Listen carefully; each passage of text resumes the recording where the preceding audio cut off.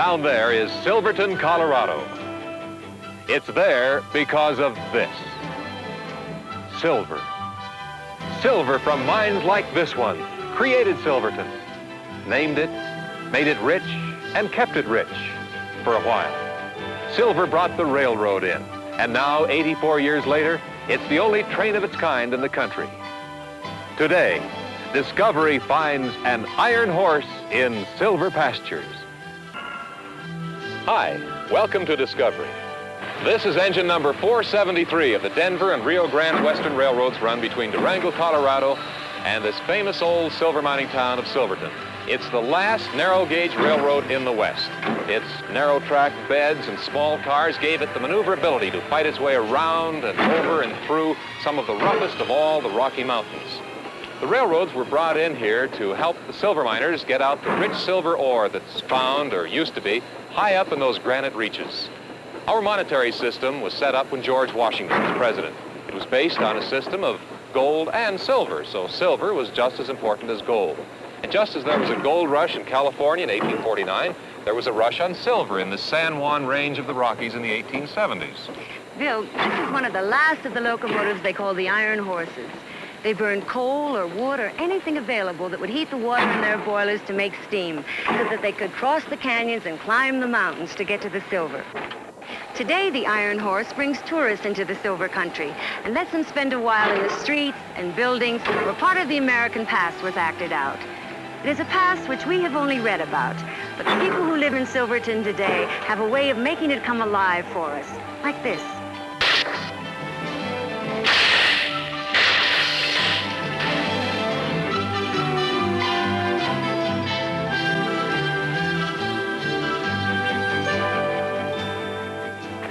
That gunfight was on the once notorious Blair Street. The tourists laugh, elbow each other affectionately, and after a while drift off to the curio shops or start thinking about lunch. The cowboys, desperados, and saloon girls go back to their trigonometry or to their summer reading obligations in English Lit. Everybody's had fun kidding what used to be the truth. The vanishing smoke of 473 leaves one fact hanging in the thin air of Silverton. There wasn't always a train. There'd been a town, or at least a settlement, since 1873. The train was still 9 years old. In the days before the train, when it seemed only birds and bobcats could get here, there were 1,000 souls who called Silverton their home. Even then, there were citizens who hoped to make their town a city instead of just a geological accident. Citizens like this one, the young wife of the most powerful mine owner in Silverton. We will have a train at last. There's an account in the Durango Herald for June 1st, which is most encouraging. Let me read it to you. 5 carloads of steel rails for the Silverton extension arrived in Durango from Pueblo last night and were immediately forwarded to the construction location on a special train. The work of laying these rails was begun this morning. And this paper is days and days old, having been brought in like everything else on the back of some mule or donkey. I know I speak for every good citizen of Silverton when I say that I look forward with joy to the day when all those strings of overburdened little Mexican donkeys will be replaced once and for always by a genuine iron horse. Silverton had earned the gamble of a railroad because she seemed to have endless stores of high-grade silver ore in her mountains. The town had earned the name Silverton when one miner bragged, "Why, over here we bring out silver by the ton." The construction was done against tremendous odds, towering peaks and walls of granite. A scaling job for a mountain goat. But on June 17, 1882, the La Plata miner ran a banner headline. Train 13 miles from Silverton tonight. We shall be a city at last, a real metropolis. Oh, I know these mountains are yet full of men who go about all day long with a big six-shooter in their belt. And I fully admit that the main streets of Silverton, like other frontier places, have too many drinking and gambling saloons. But yet this town has never passed through such a rough history as some mining camps see. It will soon be one of the most orderly places in the whole region. The train will do us endless good. On the 27th day of June, 1882, the whistle of the Denver and Rio Grande's work train was heard in the winds blowing toward Silverton. Now, if the locomotive arrives fully into town by the 4th of July, we shall have the most patriotic and exciting celebration. We shall decorate the place all over with evergreen boughs and proclaim it for the day, Silvery Silverton. The 14-piece military band from Fort Lewis has been invited to play for the Firemen's Dance, and visitors will come from as far away as Denver. Denver, honestly, this very 4th of July. The train pushed on, but didn't quite make it. They had a 4th of July all right, but the passengers had to come the last 3.5 miles by carriage. No matter. They had rifle matches, shotgun matches, plus races in the afternoon on the part of quarter horses, mules, ponies, and the hook and ladder team. And in the evening, they did have the Firemen's Dance. Nobody seemed to remember that the train hadn't really come to town. When it did come, the track it came on was narrow gauge. It measures exactly 36 inches from rail to rail. It is 20½ inches narrower than today's standard gauge, and that made all the difference in the world. It was the difference between the train getting in here and not because of all the sharp curves and narrow ledges. It meant success or failure in terms of the silver economy, because success depended upon economical transportation of silver ore. And this fact was uppermost in the minds of most of Silverton's citizens, especially those directly concerned with the business of mining. It is a very admirable product, but still it must be smelted, as they say, and that means transport. It is a fact that the Silverton extension of the Denver Rio Grande Railroad cost a total of $575,366.19. It is a princely sum, but rest assured that the men that parted with that money will see its equal again, and then more. So fine a business will they do in taking this pig to market. As for the market, it is a new town called Durango. Some think it promising, but as for myself, I do not have an opinion. But one thing I do know, Durango will never rival Silvery Silverton. That's $1 silver the little lady didn't win. Durango, a fresh new town when the railroad got this far in 1881, prospered and grew. And when the silver gave out, Durango eventually far surpassed Silverton. But that's getting ahead of our story. What enabled Silverton to become a mining center was the railroad. There's only one way to understand the size of the job the railroad did in getting through to Silverton. That's by taking the trip there, through the vertical canyons, over rushing rapids, and along fingertip ledges hung out over open space. And we'll do that in just a minute.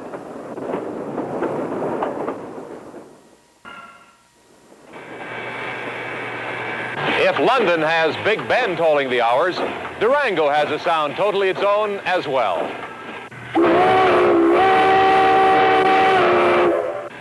That sound can be heard from 10 miles around in any direction. It means that locomotive 476 of the Durango Silverton extension of the Denver and Rio Grande Western Railroad is about to take 3½ hours to make its way through just 45 2/10 miles of incredibly rugged and mountainous country.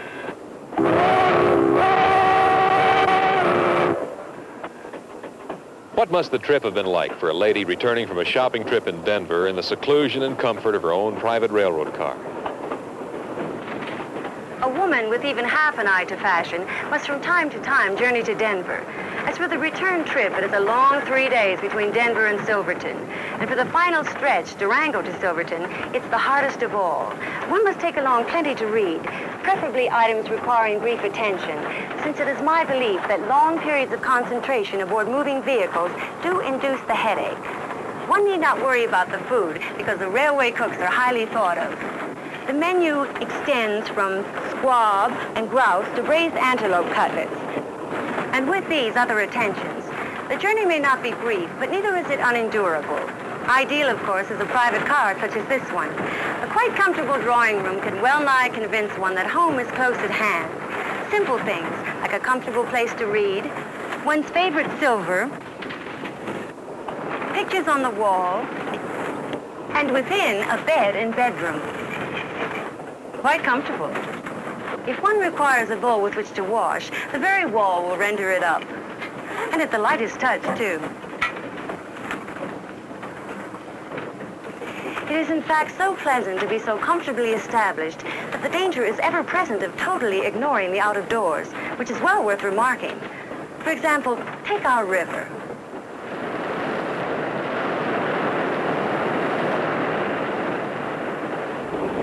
That river is El Rio de los Animas Perdidas. In English, the River of Lost Souls. That gives you some idea of how difficult the Spanish exploring parties considered this stretch of country. The river is more casually known as the Animas. The tree-covered mountains all around are part of the San Juan National Forest. There's a famous herd of elk here. There are deer. And farther up, bobcats and mountain lions, bears and wild turkeys.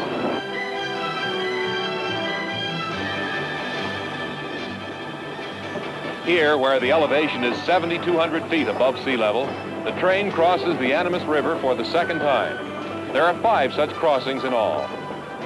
A mile from here is one of Colorado's mysteries, a mountain stream called Crazy Woman Creek. Why? No one knows.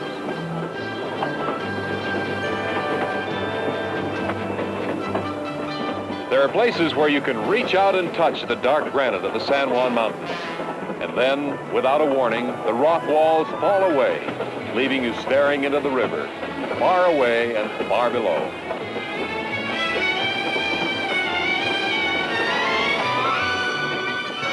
The flexibility of narrow-gauge track is easy to grasp when you see some of the curves the Silverton train is required to make.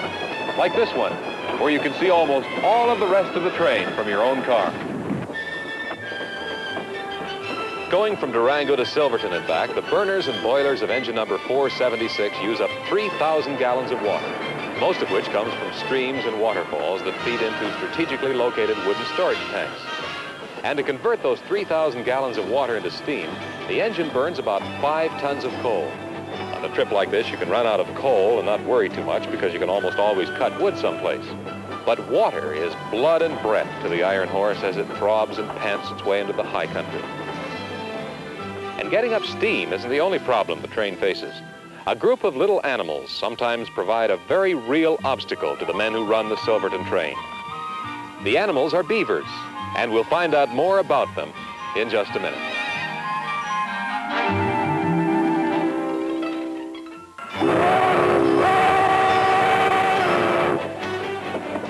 The old saw about busy as a beaver is annoyingly true to the railroad men of the Silverton extension. These fallen trees have been cut down, not by men with axes, but by small, furry animals with absolutely first-rate teeth.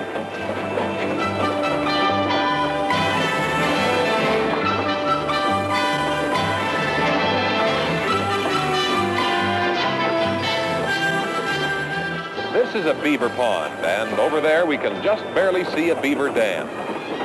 The trees the beavers seem to like better than any others are aspen, or as they are called out here, quaking asps. The beaver's major food is the bark of the quaking asp. The point at which the local beavers become a considerable problem for the Silverton line is when one of their dam building projects interferes with the railroad's roadbed. These little animals are actually able to back up enough water to flood out the tracks.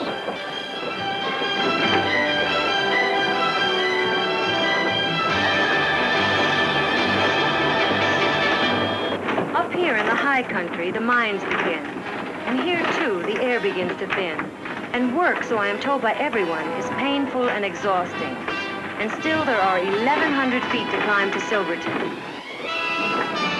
I have seen men lose their breath and fall to the ground, only to be revived and start their labors anew. I am very glad to be a woman, for this is no easy life for any man.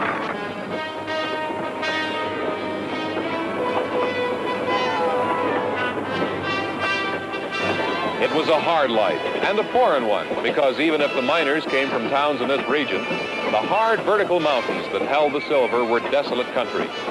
They were all strangers here, working a land that took their breath out of their bodies. It was a hard life in a hard country.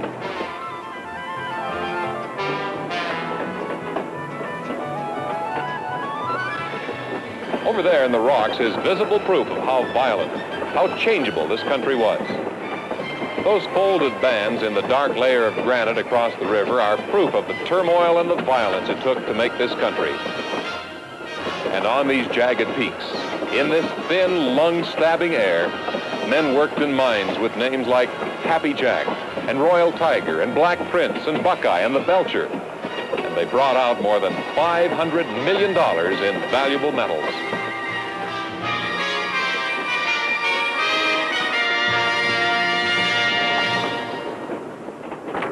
Denver, and even in places closer to home where they ought to know better, I have heard the phrase, the panic of '93. By this is meant the repeal of the Sherman Silver Purchase Act. This Sherman Act put the price of our excellent silver at $1.50 the ounce, where it ought to be. I say that silver is in the natural order of things because we have believed in bimetallism, the use of both gold and silver in legal coinage since the days of President Washington. Silverton is a leader among mining communities. We are planning a fine new city hall and the very best of hospitals. We believe the silver price will hold.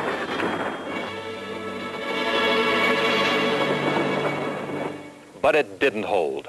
The price of silver dropped to 83 cents an ounce. And then in one single 4-day period, it fell to 62, well under half its set price.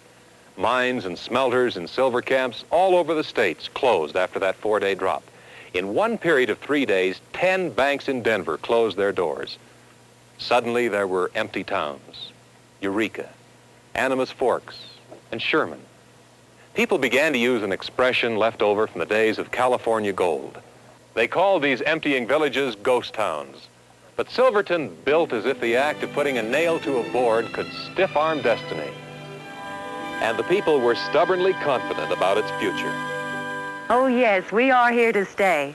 We even have our own Silverton Women's Club, of which I am chairman, or chairwoman. Then, too, we have the San Juan Women's Club. In 1889, we availed ourselves of the vote and elected Nellie Tully of this very county as the first woman state treasurer. Yes, the future of silvery Silverton is as bright as the gleaming silver in the heart of her mountains. That silver heart proved to be a little less faithful and a little colder than the lady hoped.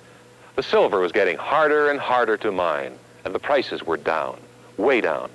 The influenza epidemic of 1918 hit San Juan County harder than any place else in the country. But Silverton never died completely. A little mining is done here today, and the town likes to call itself a mining camp that never quits. You can see the hard bones of the past under the spare flesh of the present. But what of the other towns in the area? Towns like Durango, which were also very dependent upon the silver mines. Some floundered, but Durango found other sources of economic survival when the silver gave out. Today, Durango plays host to thousands of tourists who come to ride the narrow gauge railroad, view the spectacular Colorado scenery, and relive the days of the Old West as they laugh along with a form of entertainment much beloved in the mining camps, the musicale and melodrama.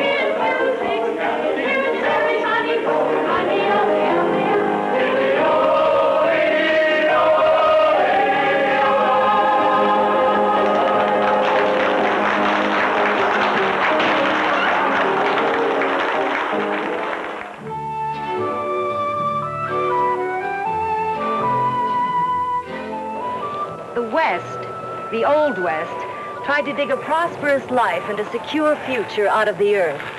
In time, they failed. They failed, but in another way, Ginny, perhaps a richer way, they didn't fail.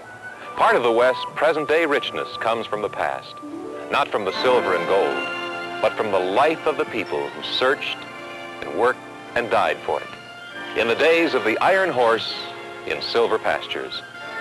We'll be back in just a minute. Thanks for joining us on Discovery's visit to the silver country of the San Juans in Colorado. If you'd like to find out more about Colorado's silver rush and the history of the narrow gauge railways of the Old West, ask your librarian for these books. A Treasury of Western Folklore by B.A. Botkin, Narrow Gauge in the Rockies by Lucius Beebe and Charles Clegg, and this book, The American Heritage History of the Great West.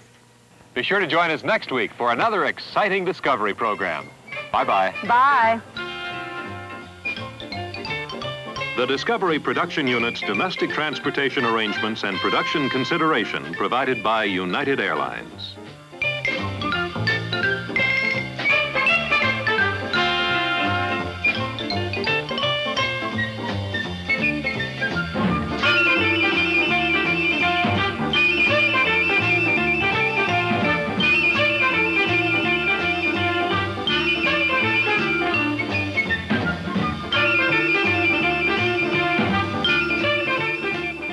Hotel accommodations provided by the Strater Hotel, Durango, Colorado, and by the Grand Imperial Hotel, Silverton, Colorado.